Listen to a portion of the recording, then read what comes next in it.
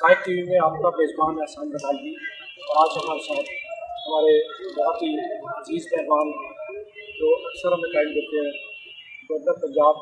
के कोऑर्डिनेटर मियां अब्दुल वहीद साहब। हम इनसे जानना चाहते हैं कि जो सेनेट इलेक्शन हो रहे हैं, इसका ख़ास तौर पे एक सीट को क्यों समझा जा रहा है कि ये रेफरेंडम है, और दूसरा क्या ये समझते हैं कि ओपन जो था, जो इमरान खान साहब की ख्वाहिश थी कि सबके सामने इलेक्शन हो और उसमें कोई खुफिया रायशुमारी ना हो, इस पर क्या दिक्कत क्या थी? और जो अपोजिशन को आज से 20 साल पहले तो वो साइन कर रहे हैं बेनज़ीर और नवाज शरीफ साहबा कि ये ओपन होना चाहिए, और आज दोनों ही मुकर रहे हैं। कोई इनमें कोई इखलाकी कोई ज़वाबत है, इनमें कोई इखलाक का कोई या सच बोलने का भी कोई कॉन्सेप्ट कभी इनमें पैदा होगा? ये साहब आप बताएंगे हमें। बिस्मिल्लाहिर्रहमानिर्रहीम। बतालू साहब, आपने जो दूसरी बात की, मैं उस पर ज़रा बात करूँगा कि चार्टर्ड ऑफ डेमोक्रेसी जो इन्होंने असल में वो तो था ही अपने लिए। आपने देखा कि जो भी काम होता है यहाँ पे आज तक, बल्कि आप देखें कि जब भी नैब के लिए ये बात करते रहे तो इन्होंने कहा कि जी अब नहीं, अब इसलिए नहीं हम चाहते कि अब बारी इनकी है, यानी हमें मुल्क से या कानून से या आइन से या अपने आगे लेके जाने के किसी भी अमल को, ख़ास तौर पर नैब में मैं हमेशा आपसे बात की है कि नैब को बिल्कुल अगर उसमें और बेहतरी हो सकती है, अगर कोई चीज़ गलत है तो उसको निकाल के हम लोग बिल्कुल बेहतरी की तरफ जाना चाहिए। लेकिन जो लोग ये दूसरों के लिए करते रहे, असल में हुआ यही है कि जो गड़े इन्होंने खोदे थे दूसरों के लिए उसमें खुद गिर गए हैं, और अब ये चाहते नहीं कि वो ठीक भी हो। उस पर इन्होंने पूरे की पूरी क़यादत में, पीपल्स पार्टी की क़यादत हो या वो नून लीग की क़यादत है या वो मौलाना साहब हैं, आपने देखा है कि उन्होंने नैब के ऊपर हर जगह और हर रोज इन्होंने आपने आज फिर उसका नाम तब्दील कर दिया, तो मौलवी है मौलाना। चले वो मौलवी साहब ने जो काम किया है, आप देखेंगे सब के सब जो है ना वो नैब में बोलते रहे, लेकिन जब उसको उसमें उसके जो अगर कोई चीज़ ठीक करने वाली है तो वो कहते हैं कि अब नहीं, यानी उनको पाकिस्तान से या इस मुल्क के आइन से, कानून से, इसकी आवाम से कोई गर्ज नहीं है, सिर्फ अपनी ज़ात से है। और इसी तरह आपने देखा कि ये जो ओपन बैलेट का जो था वो मोहतरमा भी कहती रही, और इन्होंने उस पर वो एक इनकी क्लॉज भी है उसकी जो चार्टर्ड ऑफ डेमोक्रेसी का जो इन्होंने पेपर जो साइन किया है, लेकिन अब चूँकि वो इनको सूट नहीं करता, इसलिए जो है वो कहते हैं कि नहीं जी ये तो इसका हक जो है वो वोट का जो हक है, जो वोटर का, वो खुफिया राय शुमारी से। और मैं तो खैर सेनेट की आपने बात की, मैं तो हैरान हूँ इस बात पे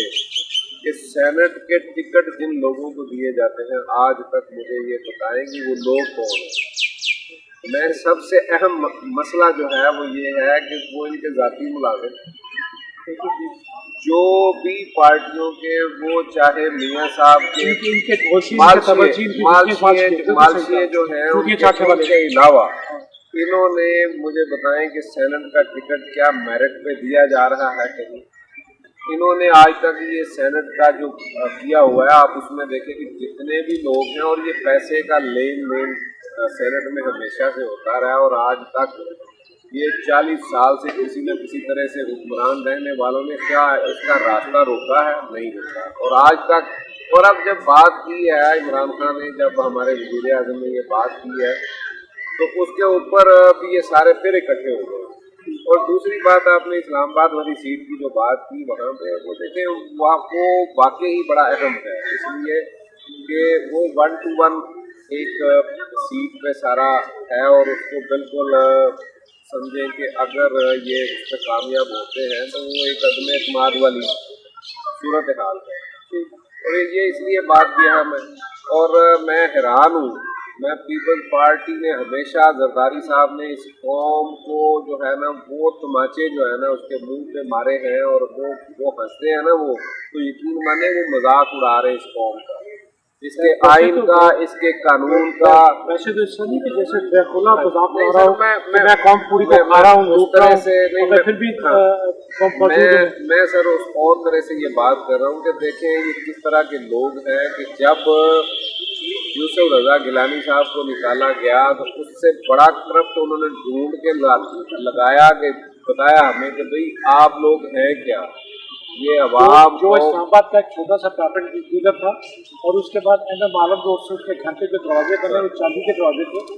और 45 लाख वाला बना था। सर ये इन्होंने, और अब इतना बड़ा केस आपके सामने है यूसुफ रजा गिलानी साहब पे, जो आपको एक वो हार वाला जिसपे दुनिया में हमारी जग हसाई हुई है, और एक ऐसा बंदा जो वापस किया इन्होंने, जो हमारे यहाँ पे मुसीबत के हमारे लोगों के लिए एक खातून अपने गले से उतार के गिफ्ट कर रही है,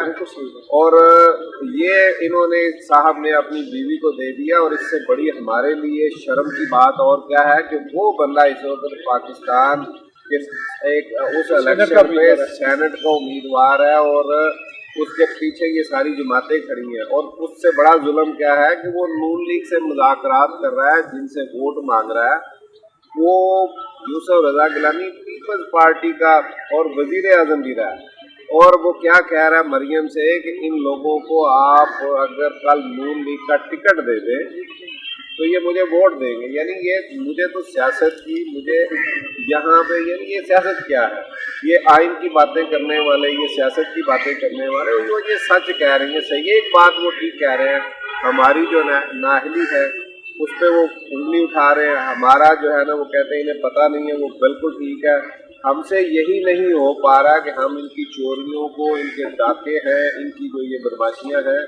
इनको उस तरह से बता इनके कब्जा को रखा है, इनके लूट मार रहे हैं, इनको सारी की सारी चीजें। और देखिए एक और बात देखें मियां साहब, यहाँ एक चीज़ मैं और आपसे पूछना चाहूँगा, आज आपने अगर इस पहलू को छेड़ दिया है, मैं हमेशा अपने प्रोग्राम में ये कहता हूँ कि आपके कुछ वज़रा और कुछ इंपॉर्टेंट बंदे अपनी अगली नौकरी पक्की करने की फिक्र में हैं, इससे वो कोई इन्हें एक्सपोज नहीं कर पाते। गाली साहब देखें, मसला पता है कि ये सिस्टम जब तक ठीक नहीं होगा ना, मसला क्या है कि शक्लें बदलने से बात नहीं होगी। ये सिस्टम तो वही है। इलेक्शन जीतने के लिए मुझे ये बताएं कि यहाँ पे वो सेनेट हो, वो हमारा दूसरे असम्बली का इलेक्शन हो, वो हमारे आम इलेक्शन जो है वो कौमी असम्बली का इलेक्शन हो या सूबाई असम्बली का हो या हमारे बल्दियात का इलेक्शन हो, मुझे ये बताएं कि जो लोग करोड़ों खर्च करके आएंगे तो वो क्या करेंगे। अभी जीतने के लिए बड़ी हम पे उंगलियाँ उठ रही हैं कि जी हमने जो है ना इलेक्टेबल लिए, और ये बदकिस्मती है। मैं समझता हूँ कि ये हमारी बहुत बड़ी बदकिस्मती थी कि इलेक्टेबल्स को साथ दिया, लेकिन हालांकि इलेक्टेबल्स वो रिजल्ट नहीं दे सके। लेकिन अब चूँकि जितने भी हैं वो दरमियान में बैठे तो हैं ना, अब उनसे हम ये उम्मीद रखें कि वो हमारे उस नज़रिए के साथ खड़े हैं, वो हमारी उस जो एक कई साल से खान साहब ने कोशिश की है उसका वो साथ दे रहे होंगे।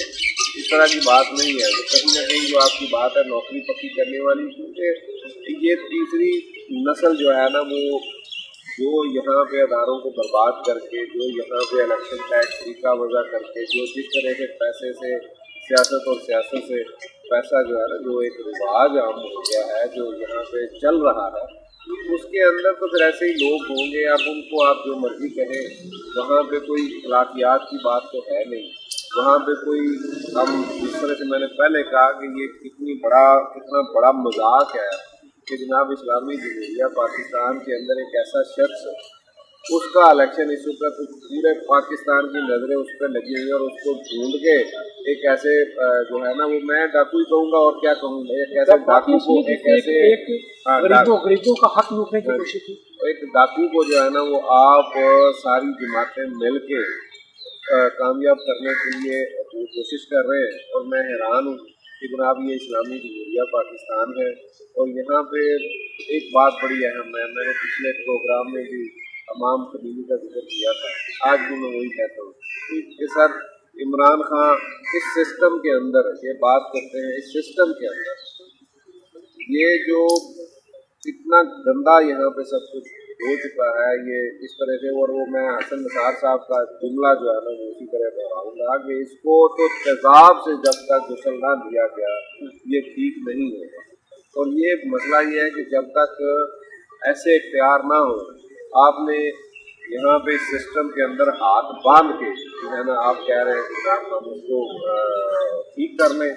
وہ ایک بندے کے پاس اکثریت کتنی ہے، آئے دن نئے سے نئے اس کے اوپر آپ جو ہے نا وہ نظام اور پتہ نہیں کیا کہ ایک ایسا شخص جس کو پوری دنیا سچا اور جو ہے نا وہ ایماندار کہہ رہی ہے، جس پہ کوئی کرپشن یا کسی طرح کا کوئی الزام نہیں ہے، اس بندے پہ آپ یہ سارے مل کے جو کر رہے ہیں. تو میں سمجھتا ہوں کہ اس وقت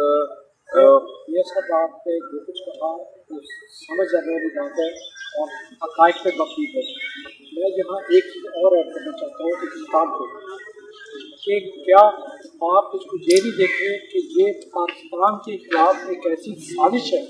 تاکہ آئندہ سے کوئی یہاں احتساب کا، دیانت کا، ایمانداری کا نام نہ لے سکے، اور اگر کوئی ایسا بندہ آنا چاہے بھی تو اس کو کہے پہلے ہی ہم نے آزما لیا تھا وہ بھی ناکام ہو گیا. حالانکہ وہ ناکام نہیں ہے. یہ سارے ڈکیت مل کے، یہ سارے ملک کو لوٹنے والے لٹیرے مل کے، یہ سارے وہ چور مل کے جنہوں نے ملک کو بڑی بری طرح نوچا. ایسے جس طرح آپ یہ کہہ لیں، میں اس کو یہ کہوں گا جس طرح کچھ چند عیاش ایک طوائف کو لا کے اس کو نوچتے ہیں، انہوں نے اس ملک کو یہ سمجھا اور اسی طرح نوچا. اگر یہ حالت ہو گئی اور عوام کو آج بھی سمجھ نہ آئی تو پھر اس ملک کا اللہ ہی ہے. سر صاحب آپ نے جو بات کہی نا، دیکھیں یہ ہو چکا ہے، ہونے ابھی یہ تو سسٹم ایسا کر دیا انہوں نے بالکل. یہاں پہ انہوں نے دیکھیں کتنے لوگ یہاں پہ پاکستان کے اندر بڑے بڑے لوگ جو ہیں جو شرفا تھے، وہ اس سے سیاست سے اب سیاست کو گالی کیوں کہا جا رہا ہے؟ اس کی وجہ ہی صرف یہ ہے کہ یہاں قبضہ گروپ اور جتنے ڈرگ مافیا ہے، جتنا یہ دوسرے جتنے یہ 2 نمبر کام کرنے والے لوگ ہیں، ان کے علاوہ مجھے بتائیں کون بندہ ہے جو اپنی جائز پیسوں سے 10 کروڑ لگا کے الیکشن پہ لگائے گا؟ سارے نوابزادہ نصر اللہ خان کی طرح اپنی جائیدادیں بیچ کے تو یہاں نہیں کر سکتے. اور مجھے بتا دیں وہ کتنے کامیاب ہوئے. اصغر خان کی ساری محنت کا اور اصغر خان کا کیس کا مجھے بتائیں آج تک کیا بنا ہے. اور یہ بالکل یہاں پہ میں بات ابھی پہلے پروگرام سے آپ سے کر رہا تھا کہ جن کو ہم اشرافیہ کہتے ہیں، بدقسمتی ہے یہ بدماشیاں نے یہاں ان کو اشرافیہ کہا جا رہا ہے. اور انہوں نے ایک سوچی سمجھی اسکیم کے تحت پاکستان کے اندر اچھے لوگوں کو آگے آنے کا جو ہے نا وہ، اور ابھی آپ دیکھیں کہ وہ ایک مولوی صاحب جس کا میں نے مولانا کہا تو آپ کو اعتراض اور صحیح ہونا چاہیے، اعتراض ہونا بھی چاہیے، اس کی جماعت سے اب لوگوں نے بتا دیا ہے کہ یہ باہر سے آنے والے پیسے کو خود استعمال کرتے رہے، خود جائیدادیں لیتے رہے ہیں. لیکن بدقسمتی یہی ہے کہ وہ ایک بات جو کہتے ہیں کہ جو لڑائی کے دوران جو مکا نہ مارا جائے وہ بات میں یا تو اپنے منہ پہ مارنا چاہیے. وہ ان لوگوں کو یہ جواب اب مل رہا ہے، حالانکہ وہ ان کے بڑے پرانے ساتھی تھے اور بڑے وہ بھی اپنے اپنے علاقوں کی بڑی شخصیتیں ہیں، انہوں نے بتا دیے سارے کام. اور یہی نہیں کہ باقی بھی آپ دیکھیں گے، اگر میں جو نہلی کی بات کی ہے یہ بالکل ہماری نہلی ہم ان کے بتا ہی نہیں سکتے. اگر ہم ان کی بتا دیں،